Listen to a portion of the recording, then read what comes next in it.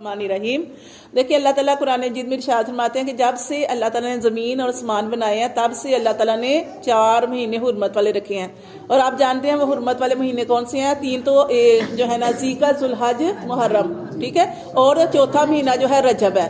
تو میں آپ کو پہلے ہی بتا چکی ہوں کہ جیسے ہی یہ مہینے آتے تھے تو کافر اور مشرک لوگ جو تھے وہ بھی ان مہینوں کا بہت احترام کرتے تھے، لڑائی جھگڑا ہر چیز جو لوٹ مار یعنی کوئی بھی برائی ہوتی تھی اس کو چھوڑ دیتے تھے۔ کیوں کہ یہ حرمت والے مہینے آ گئے کہ اللہ تعالیٰ نے فرمایا کہ ان مہینوں کا احترام کرو، اکرام کرو۔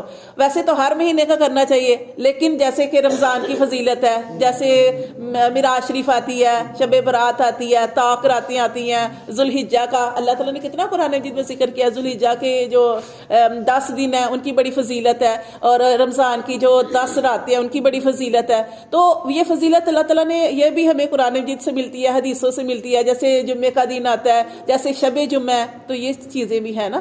تو اس لیے فرمایا کہ یہ 4 مہینے اللہ تعالیٰ نے حرمت والے رکھے ہیں، تو ان میں اپنی جانوں پر ظلم بھی نہیں کرنا، یعنی گناہ نہیں کرنے، نیکیاں کرنی ہے، گناہوں سے بچنا ہے۔ تو یہ رجب کا مہینہ ہے، اور آپ صلی اللہ علیہ وسلم جب رجب کا مہینہ شروع ہوتا تھا تو کون سی دعا پڑھتے تھے؟ اللہم پڑھیں، اللہم بارک لنا رجب و شعبان و بلغنا رمضان۔ اے اللہ رجب اور شعبان میں برکت نازل فرما اور ہمیں رمضان تک پہنچا۔ تو یہ اگر آپ نے دعا پڑھ لی ہے ٹھیک ہے، نہیں پڑھی تو پڑھ لیں۔ یہ اس کو نبی صلی اللہ علیہ وسلم کی اہتمام کرتے تھے اس دعا کا، کہ ہم دعا کریں اللہ تعالیٰ سے کہ اللہ یہ رجب جو ہے اس میں برکت نازل فرما، ہمیں شعبان کے مہینے میں برکت نازل فرما اور ہمیں رمضان تک پہنچا۔ تو یہ نبی صلی اللہ علیہ وسلم کی سنت دعا ہے، تو اس کو پڑھنا